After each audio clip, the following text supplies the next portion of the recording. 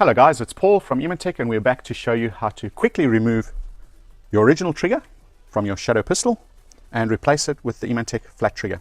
And we've got a cool trick to get it done real quick. So first thing you're going to do is make sure that your firearm is empty, no ammunition, and we're going to remove the slide. Now this firearm already has, just got to hit it in the right place, there we go, already has the Eemann Tech competition trigger pin in it. So normally if you were using or removing the trigger from your firearm and you don't have a competition trigger pin in, you'd have to punch it quite hard with a punch to remove it, because it has been staked in the factory and it'll be a little bit difficult to remove.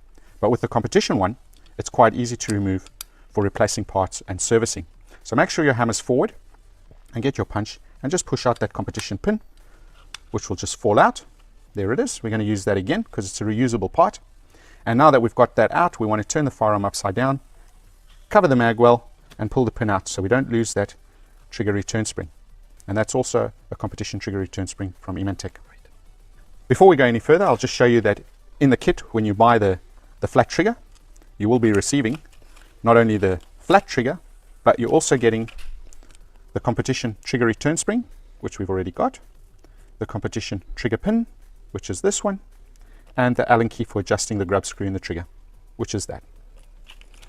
So we'll continue now to remove the original trigger. We've taken out the trigger pin and the trigger return spring. Now we're just going to carefully line up that trigger with the big hole in the frame so we can see the pin, and push it out with a punch.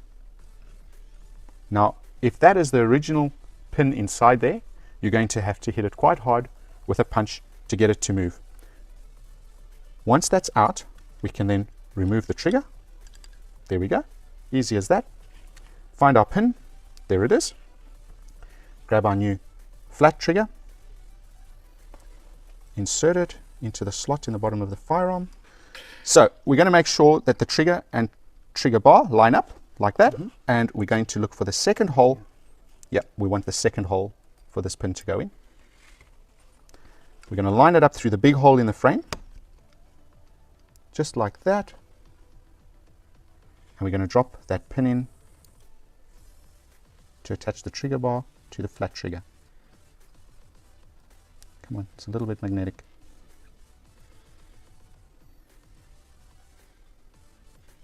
There we go.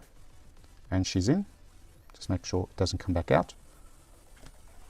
Now from this side, we can see that it needs to go more to the left, so it's centered, and that allows our trigger to move up and down. So that trigger is now attached to the trigger bar. Now we're going to push the trigger bar down against the pressure of the trigger lifter spring to line up the hole that the trigger pin goes through. Where's our trigger pin? There it is. And we're going to push that through, not all the way, just through the frame, if you can see in there, just through the frame and through the one side of the trigger so that it holds it. We don't have to hold anything together. The frame is attached to the trigger through the one side, and we've got a gap here to replace our trigger return spring. So we're going to prepare our trigger return spring in a little nifty tool that we're making, and we'll probably be distributing next year. So with our nifty tool, we're going to install that trigger return spring, hopefully in one move. Line it up.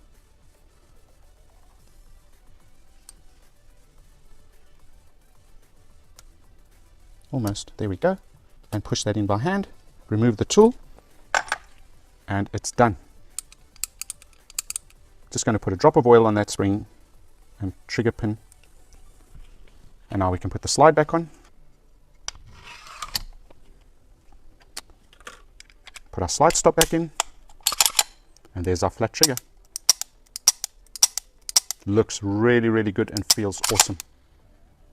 Now with our Allen key, we can adjust that overtravel. If we fire the gun and control the trigger, it fires there, and we've got quite a bit of overtravel. So we're just going to adjust that out by screwing the grub screw in. Let's try that again. So it fires there, and we've got about half a mil of overtravel. That's perfect. Make sure it resets. Nice. I'm very happy with that. And that's the simple, easy way to install your flat trigger from Eemann Tech.